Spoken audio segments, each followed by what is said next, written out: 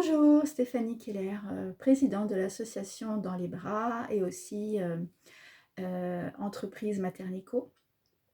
Voilà, donc je voulais faire une petite vidéo aujourd'hui sur la tarification à l'acte qui se passe donc depuis plusieurs années dans les hôpitaux de France et qui est en lien direct avec la destruction actuelle de notre système de santé. Toutes les personnes qui sont comme moi investies dans la naissance, l'allaitement, la fonction parentale et le respect de l'environnement, voilà, parce que tout est lié au niveau du maternage proximal, mais aussi au niveau écologique, voilà, tout ce qui est problème de société savent que nous assistons à une lente dégradation de notre système de soins et notre environnement en même temps. Michel Audin, dans les années 80, il me semble, avait fait un livre déjà qui parlait du fermier et de l'accoucheur. Donc le lien entre industrialisation de la naissance et industrialisation tout court agricole, mais aussi de nos sociétés, avec la destruction de l'artisanat et donc du rapport proximal entre le consommateur et celui qui produit, et donc du coup avec des intermédiaires. Donc on est tout à fait dans ce fonctionnement industriel là aussi pour ce qui concerne la naissance et l'allaitement et toute l'alimentation du jeune enfant. Et donc je vais vous mettre en lien une vidéo vraiment intéressante, mais qu'on trouve que sur Odyssée. Parce que s'il y en a encore qui pensent qu'ils vont trouver les bonnes informations sur les canaux, même réseaux sociaux mainstream comme YouTube ou Facebook, ben vous vous trompez. Même sur Instagram, voilà, c'est difficile à trouver aujourd'hui, et pourtant il y a beaucoup de gens de bonne qualité aujourd'hui, des doulas, des sages-femmes, beaucoup d'associations sur la naissance, voilà, sur l'allaitement, et vraiment qui ont un peu migré de Facebook à Instagram, mais ça reste quand même métaverse. Donc ça reste quand même les mêmes, voilà, les mêmes GAFAM, où nous, on a dû partir de Facebook parce que ce que nous disions nous dérange. Donc certainement, enfin, on dérange beaucoup. Donc du coup, ça sera certainement le cas à un moment ou à un autre aussi sur d'autres réseaux sociaux. Mais parce que dénoncer la tarification à l'acte, c'est vrai, enfin, lutter contre cette tarification à l'acte, qui est le fait pour les hôpitaux depuis ben, finalement Jean Castex, hein, et puis Roselyne Bachelot, qui ont installé cette tarification obligatoire des hôpitaux. À chaque acte médical qu'ils font, quelque part, ils vivent comme ça. C'est-à-dire qu'avant, l'hôpital public était un service public d'office qui était, comment dire, une charge pour l'État français. Et comme on est dans une société qui veut tout rentabiliser et notamment faire des économies, on a décidé aussi de le faire sur l'éducation, mais surtout aussi sur la santé, et au détriment des femmes et des enfants, puisque du coup, bah, les soins étant, comment dire, tarifés, et non plus un service, c'est très différent. On n'est plus dans du public, on rentre dans du privé, c'est-à-dire que même s'ils ne sont pas tout à fait conscients, l'objectif du professionnel de santé quand vous rentrez, quand vous êtes pris en charge, non plus comme quand vous êtes un citoyen qui payait des impôts, qui payait des taxes, même si vous n'êtes pas du pays, mais vous payez quand même la TVA, donc du coup vous avez quand même, vous participez économiquement au pays, mais à partir du moment où on vous voit comme un client et non plus comme un citoyen ayant besoin d'un soin lambda, parce que du coup c'est de votre droit, vous payez des cotisations, vous consommez dans le pays, vous êtes résident ou habitant ou touriste de passage, et bien à partir du moment où on vous voit plus comme un client et non avec un objectif de rentabilité, obligatoirement ça va impacter la relation soignant-patient, et ça va impacter aussi évidemment la naissance et ce qui concerne les enfants. Nous sommes peut-être l'une des rares associations de France, je pense, à parler des accouchements à domicile non assistés, qui n'est pas la panacée pour toutes les femmes, Toutes les femmes ne veulent pas ou ne peuvent pas ou ne sommes pas en situation d'organiser chez soi un accouchement optimal avec une sage-femme qu'elle aura pu payer ou qui sera d'accord surtout parce que c'est plus difficile, c'est de trouver des professionnels de santé formés et d'accord pour faire des soins à domicile et pour intervenir le jour J de la naissance et non pas juste faire un accompagnement partiel, c'est-à-dire avant, laisser la maternité, gérer le pendant et puis à la limite venir après. Ça, on va dire que c'est le côté un peu plus facile et c'est ce que font 90% des sages-femmes en libéral aujourd'hui. C'est pas pour leur jeter la pierre parce qu'elles ont des difficultés notamment avec les assurances. Pour se faire assurer, pour pouvoir faire des accouchements chez les patientes elles-mêmes sans avoir à payer plus de... Déjà, elles payent 22 000 ou 24 000 euros d'assurance annuelle, mais alors, des sommes impossibles, enfin, je veux dire, pour une sage-femme. C'est ce qu'on leur demande, en tout cas, plus de 20 000 euros annuels pour pouvoir faire des accouchements à domicile. C'est comme ça d'ailleurs qu'ils ont réussi, mais c'est notamment Marisol Touraine, hein, celle qui a succédé à l'autre ministre que je citais, qui elle a trouvé l'idée ingénieuse de faire pression sur les sages-femmes à partir des assurances. Et donc du coup, bien de moins en moins de sages-femmes acceptent de le faire. Et pourquoi il est important donc de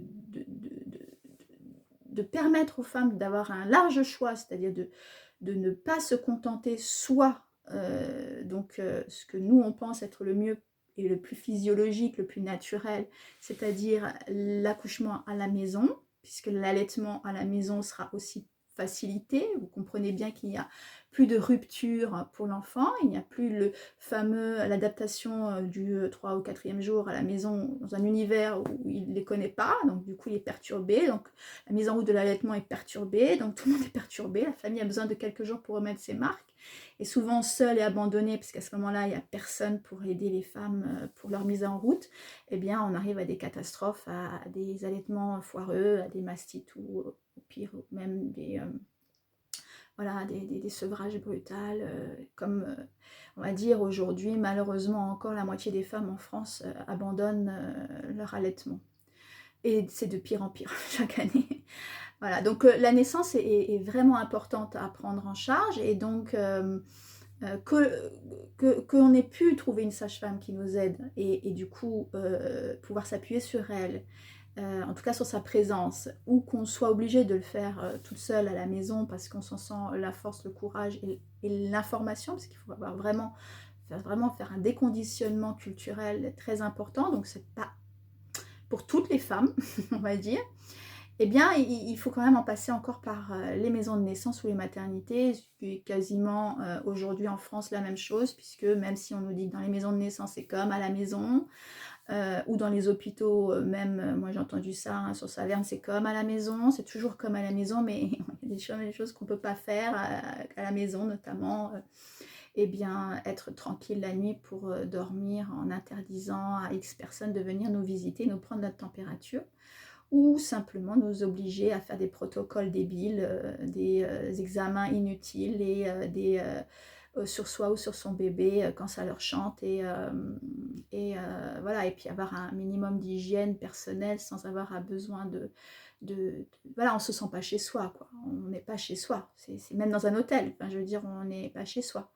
Donc c'est pas nos draps, c'est pas notre linge, c'est pas nos vêtements. On est obligé chaque fois de demander à X personnes de nous ramener des choses de la maison. Ça montre bien qu'on n'est pas à la maison. Mais du coup, la dégradation du système de soins en France impacte grandement la naissance. Et cette tarification à l'acte, il faut absolument s'en débarrasser très vite.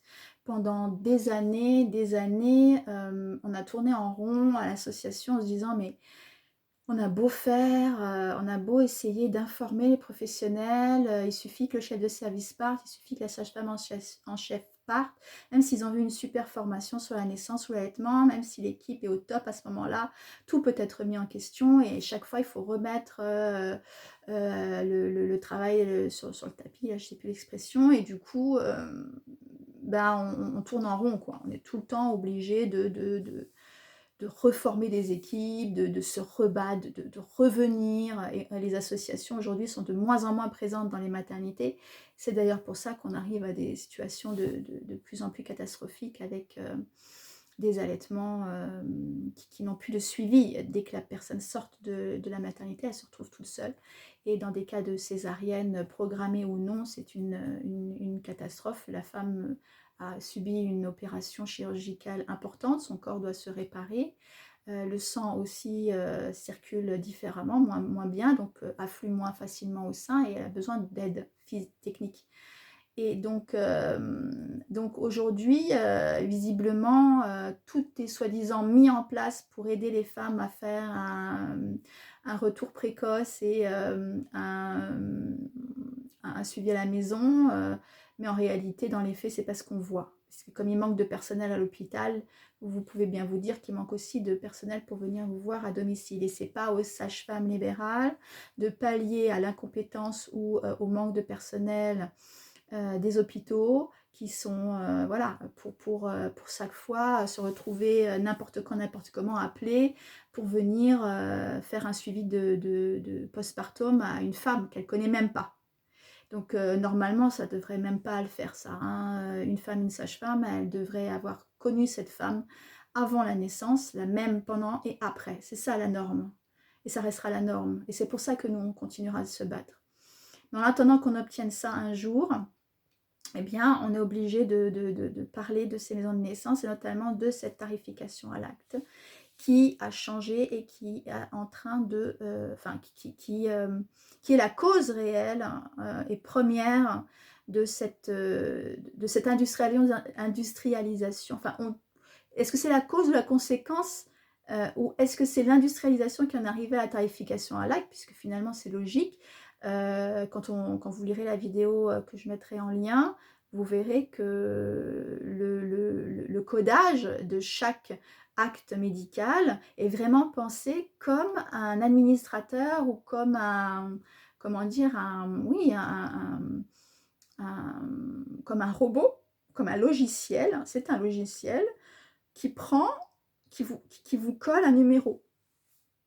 Voilà, un numéro de dossier. Donc vous n'êtes plus qu'un numéro de dossier.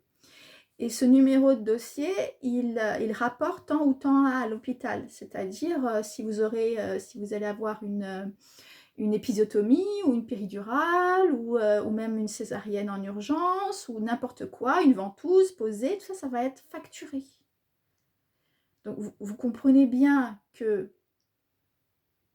un hôpital, pour être rentable aujourd'hui, s'il n'a pas l'argent qui rentre de ces actes médicaux, même s'ils s'en défendront toujours, ils ne diront pas qu'ils vont vous faire un taux d'épisiotomie important dans tel ou tel hôpital parce qu'ils veulent de l'argent, évidemment.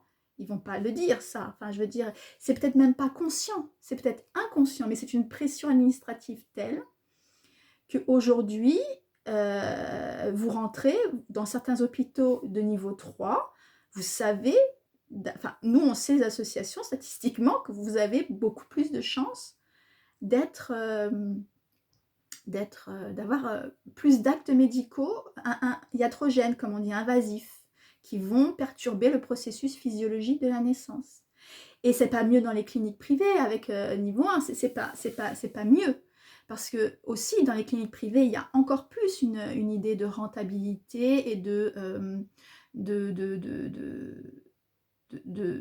oui, les gynécologues sont vraiment payés. Il faut rendre encore plus l'hôpital privé rentable. Hein. Un hôpital privé, ils vont vous dire, c'est pas un acte, enfin on n'est pas là pour faire du social. Ils sont là pour englanger de l'argent afin de faire avoir du personnel, etc.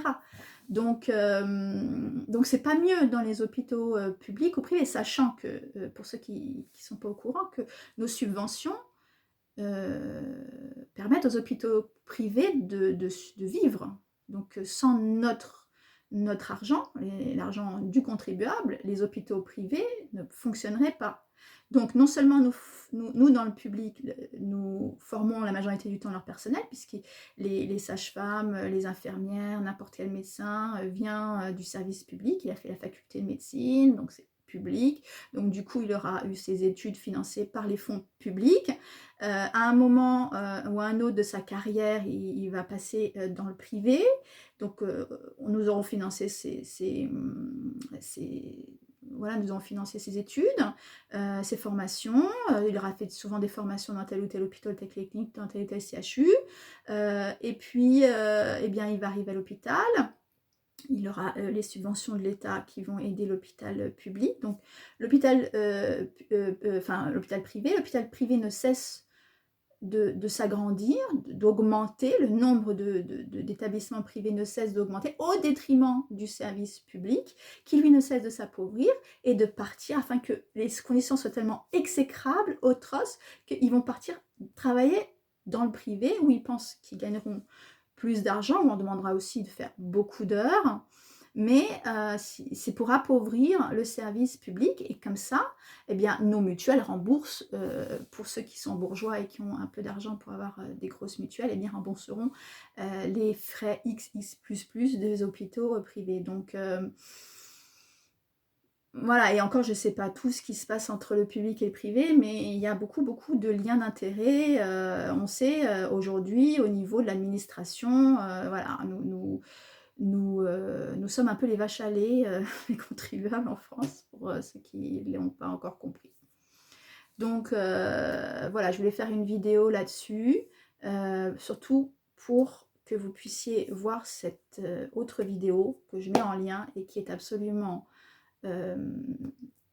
voilà, sur la crise Covid, sur ce qui s'est passé, sur comment l'administration a imposé des actes ou a facturé des actes ou a induit plus ou moins renommer certains actes médicaux en voilà, afin d'augmenter au final la rentabilité de leur établissement. Et on ne va pas leur jeter complètement la pierre, parce que si on rentre dans un système où si vous voulez gagner de l'argent, il faut que vous soyez rentable, et non plus si vous êtes un service public, d'emblée on vous donne tant par an, alors que normalement ça devrait être comme ça, je veux dire en fonction du nombre d'habitants, en fonction de la ville, en fonction du secteur, en fonction de... On vous donne, et si on avait, voilà, et la sécurité sociale étant excédentaire et non pas déficitaire, elle pourrait financer largement, voilà, surtout si on fait payer certaines maladies comme, entre parenthèses, voilà, je pense au cancer du poumon. Vous voyez de qui je parle, les industriels de la tabacologie, là, les tabacs, qui se font un fric pas possible, hein, voilà, en rendant malade certaines personnes. Mais bon, on pourrait étendre ça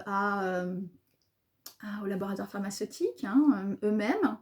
On voit que Pfizer a été condamné à payer une pitchenette, 290 000 € aux États-Unis, hein, uniquement, parce qu'en France, c'est rare, même qu'ils arrivent à 290 000 €, ils gagnent des milliards, mais ils vont donner un tout petit pourcentage pour, voilà, à cause c'est des vaccins sur la ménopause. Donc c'est pareil, enfin, non, c'est pas des vaccins, c'est des médicaments contre la ménopause, et donc surfacturés, avec des publicités mensongères, etc. Mais 290 000 €, vous vous doutez bien que pour eux ça reste très, très rentable. Donc on ne va pas parler que de Pfizer, il y a aussi le Gardasil avec Sanofi, enfin il y a plein de médicaments qui ont rendu les femmes malades, et eux ils n'ont jamais ni de conséquences personnelles ni ou professionnelles, ils restent toujours à la tête plus ou moins de ces entreprises-là, ou ils migrent dans le privé d'ailleurs, puisqu'il y a une circulation facile, hein, public-privé, hein, on l'a vu avec Roselyne Bachelot, on le voit avec Raffarin, on le voit avec tout ça, hein. Bon, ils passent, ou Gérard Philippe là récemment, enfin ils passent tous d'un secteur à l'autre sans aucun scrupule, et ça pose pas de problème. Visiblement il n'y a pas de lien d'intérêt, il n'y a pas de transfert de compétences et de connaissances, ni de carnet d'adresse du ce fait là, hein. Ça a posé une question quand même, hein.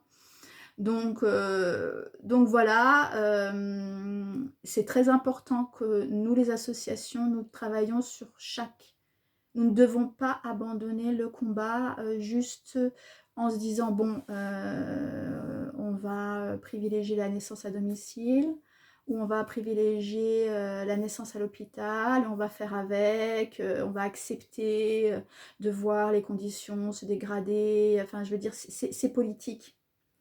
Je sais que c'est pas toujours le point de vue des doulas, je suis pas d'accord avec l'association Doula de France. Je veux pas dire non plus que j'ai que des amis dans les doulas, même s'il y en a d'extraordinaires comme les sages-femmes. Mais leur charte est pour moi impossible. C'est un acte politique de mettre au monde un bébé, malheureusement aussi. Et ça engrange beaucoup d'argent et beaucoup de conséquences. C'est comme pour l'allaitement, je veux dire, c'est un acte politique d'allaiter, dans le sens où, évidemment, on ne rapporte pas d'argent à Nestlé et aux professionnels. Voilà, de l'agroalimentaire. De l'eau non plus, enfin je veux dire, on consomme pas, on est écologique, purement écologique quand on allait. C'est très très très embêtant pour les industriels.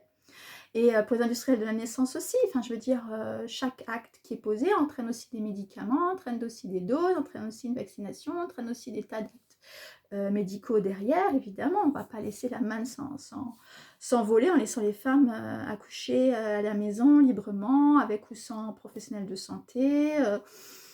Enfin, je veux dire, c'est inadmissible pour eux. Il faut que le corps des femmes reste un domaine maîtrisé par la société européenne et française. Donc, on ne peut pas accepter que l'on vive comme les Amish, qu'on accouche à la maison, qu'on refuse la péridurale, et puis qu'on se passe de couches lavables, et puis, enfin jetables, qu'on passe aux couches lavables, ou qu'on fasse l'hygiène naturelle, ou qu'on masse son bébé plutôt que de l'emmener systématiquement dès qu'il a mal au ventre. Voilà, prendre je sais pas quoi comme médicament, comme poudre, ou qu'on rajoute à l'alimentation parce qu'il a je sais pas quoi comme RGO, ou là.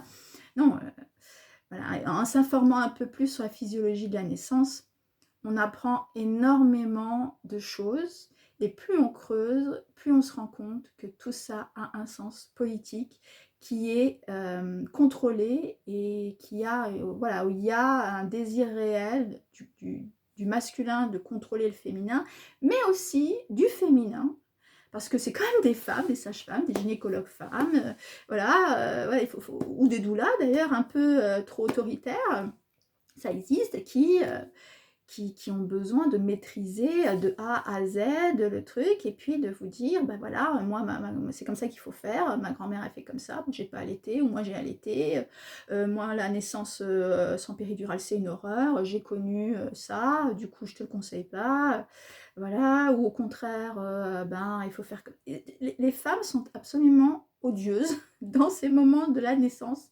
Malheureusement, elles donnent pas toujours des bons conseils. Et il ne s'agit pas pour nous de remplacer des conseils de notre conseil, non.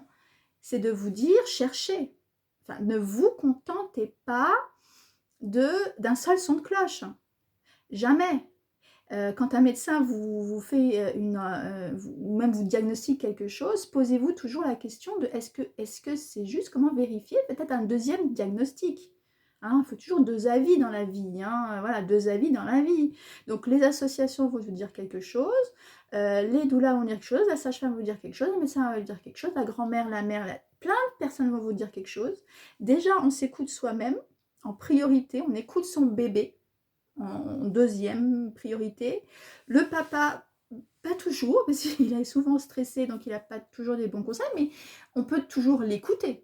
Je veux dire, voilà, on laisse une oreille ouverte, on se fait son propre opinion avec toutes ces différentes avis, mais si on garde que le chemin de la voie royale avec, voilà, j'écoute que mon médecin, j'écoute que mon gynécologue, j'écoute que le papa, ou j'écoute que moi-même, et je m'en fous de ce que me disent les autres aussi, eh ben, on a souvent tort, parce que du coup, on doit rester ouvert à plein d'avis et à plein de choses, mais à un moment, dans tout ce bruit, dans tout ce brouhaha, on doit revenir à soi et à son bébé. Qu'est-ce que je ressens au fond de moi? Qu'est-ce qu'il me dit? Parce que les bébés sont beaucoup plus puissants, beaucoup plus forts que ce que vous pouvez imaginer. Ce sont des êtres de lumière extraordinaires. Ils vivent des choses pas toujours faciles non plus. Ils ne sont pas là forcément non plus pour ça, pour vivre une vie de rêve, de rose. Et l'utérus, c'est pas un milieu complètement séparé du monde extérieur qui est un monde violent et dur. Donc votre enfant naîtra et vit déjà in utero des choses pas forcément faciles, mais il faut lui faire confiance. Si déjà, avant même sa naissance, ou au moment de sa naissance, ou après ça, vous lui faites déjà pas confiance, c'est pas dit que vous lui ferez confiance non plus dans la vie. Vous devez vous faire confiance et lui faire confiance. Et c'est ça qu'apprend en priorité la naissance respectée, l'allaitement. C'est de revenir à ses sensations, c'est de revenir à son corps et de se faire confiance. D'abord, c'est notre objectif, c'est que de réveiller l'estime de soi, la confiance en soi, et ça, pour un pouvoir dictatorial qui veut, oppressif, totalitaire, qui veut décider à notre place de l'avant-naissance même, contraception et tout ça, à la mort, c'est-à-dire même pas nous laisser choisir où on va mourir, ni quand, ni comment, ni avec qui, de la naissance à la mort, eh bien, nous sommes dérangeants. Nous sommes à bannir, nous avons la voix discordante.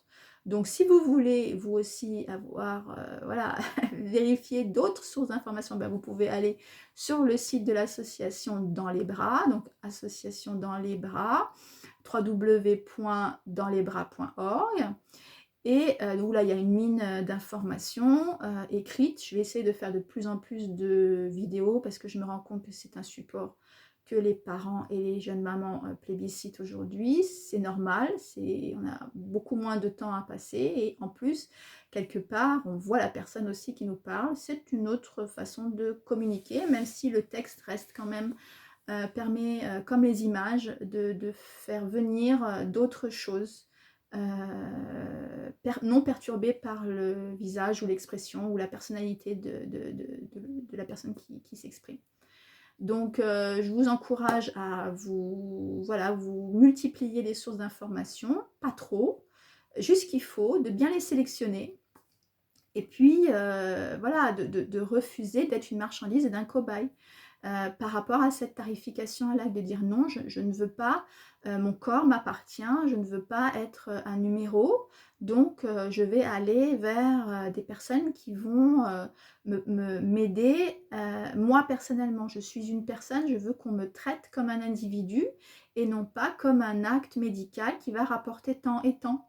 Donc, je vais éviter de me mettre dans des situations qui pourraient compliqué et me mettre en porte-à-faux parce que je ne maîtriserai pas justement tous les professionnels, il y en aurait trop autour de moi qui n'auront pas forcément des intentions bonnes pour moi et pour mon bébé.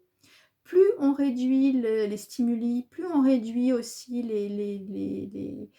en les sélectionnant bien, parce qu'il faut que chacun tourne, on peut tout à fait